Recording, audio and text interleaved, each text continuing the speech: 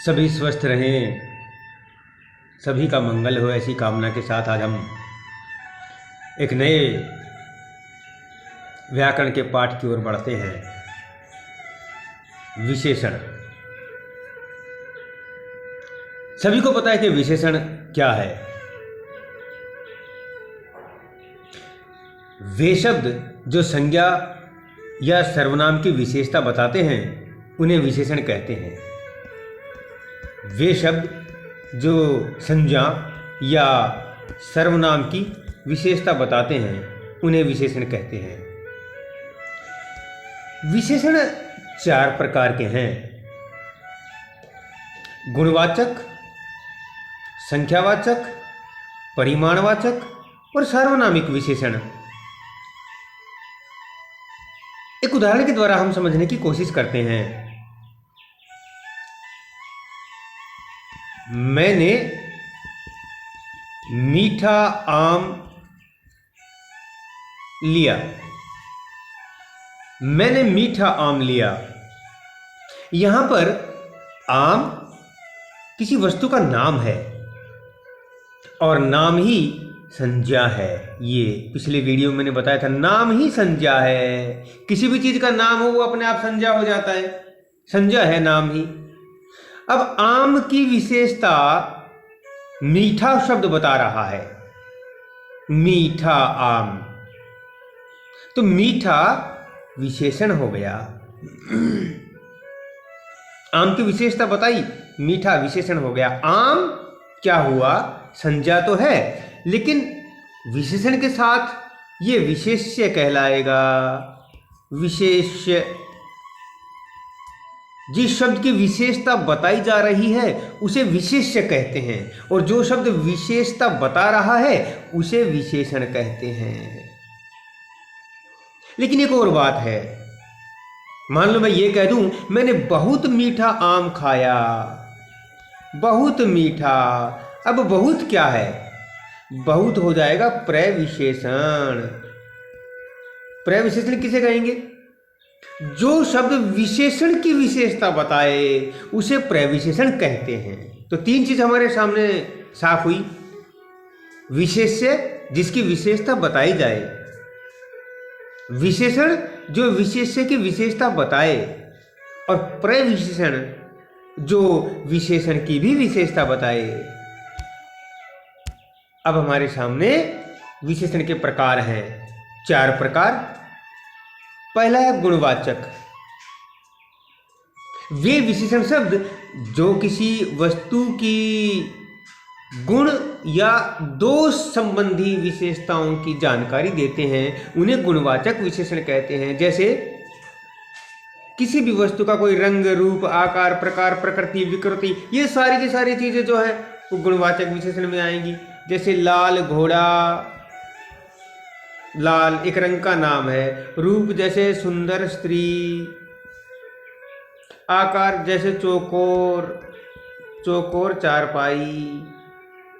इसी प्रकार प्रकार, इसी प्रकार विकृति, इसी प्रकार आकृति, ये सारी चीजें चलेंगी साथ में। तो यह है गुणवाचक विशेषण। अगला हमारे पास है संख्यावाची विशेषण, या इसको संख्यावाचक विशेषण भी कहते हैं। संख्यावाचक विशेषण से क्या मतलब है? वे विशेषण शब्द जो किसी वस्तु की संख्या का बोध कराएं, संख्या की जानकारी दें, संख्या का परिचय दें, उन्हें हम कहेंगे संख्यावाची विशेषण या संख्यावाचक विशेषण। जैसे 5 आम, संख्या देखिए 5 है ना, 5 आम, या 10 लड्डू। और फिर मैं अपनी फेवरेट चीज का भी नाम रख दूंगा, 4 रसगुल्ले, 4 रसगुल्ले। संख्यावाची विशेषण आगे चलकर 2 भागों में बढ़ जाते हैं। एक को कहते हैं पूर्ण संख्यावाची विशेषण और एक को कहते हैं अपूर्ण संख्यावाची विशेषण। पूर्ण जो पूरी संख्या का बोध कराए, पूर्ण पूर्ण पूर्ण का मतलब पूरी संख्या। जैसे 5 आम पूरी संख्या है, और अपूर्ण में क्या हो जाएगा? संख्या पूरी नहीं होगी, अधूरी संख्या का बोध कराएंगे। जैसे 2:30 बजे, 2:30 बजे, अब 2:30 पूरा नहीं हुआ ना, 3 नहीं हुआ या 2 भी नहीं रहा, 2:30 बजे, 2:45 पौने तीन आम, 3:45 आम। ऐसे जो अपूर्णता का बोध कराएं, जो पूर्णता का बोध ना कराएं, फिर उन्हें कहेंगे अपूर्ण संख्यावाचक विशेषण। अब आगे चलकर इनके भी भेद होते हैं, वो ज़्यादा गहराई में चले जाएंगे, तो इसलिए मैं उनको छोड़ रहा हूँ। पूर्ण के भी 2 भेद होंगे, अपूर्ण के भी 2 भेद होंगे, फिर उनके आगे चलकर और भेद हो जाएंगे, वो हम अगले वीडियो में देखेंगे, एक साथ नहीं, फिर समझ में नहीं आएगा।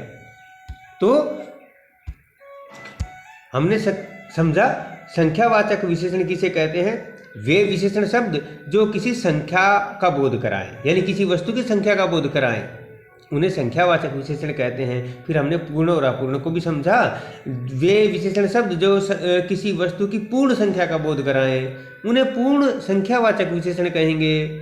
और वे शब्द जो किसी पूर्ण संख्या का बोध ना कराएं, उन्हें अपूर्ण संख्यावाचक विशेषण कहते हैं।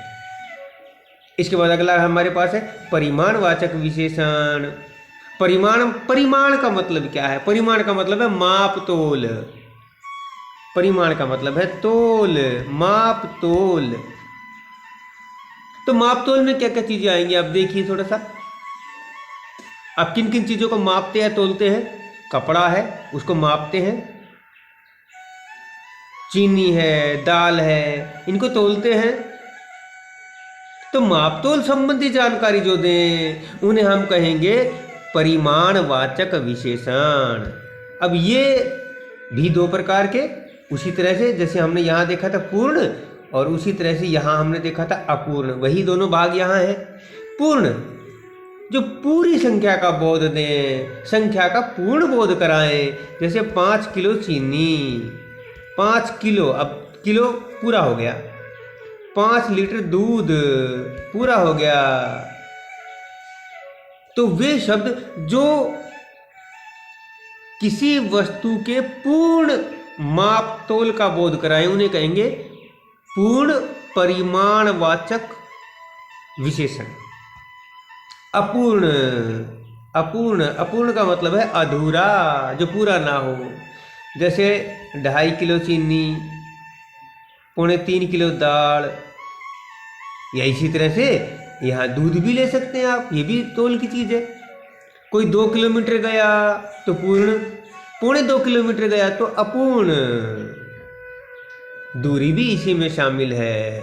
2 फुट का सरिया और 2.5 फुट का सरिया, 2 फुट का तो पूर्ण है, लेकिन 2.5 फुट का अधूरा हो गया। इसके बाद हमारे पास चौथा भेद है सार्वनामिक विशेषण। इसके कई नाम हैं। सार्वनामिक विशेषण भी कहते हैं, सांकेतिक विशेषण भी इसी को कहते हैं, निर्देशित और निर्देशक विशेषण भी यही नाम लिए हुए हैं। तो ये है क्या? जितने भी सर्वनाम शब्द हैं, यदि वे सर्वनाम शब्द संज्ञा से तुरंत पहले आते हैं तो उन्हें हम सार्वनामिक विशेषण कहते हैं।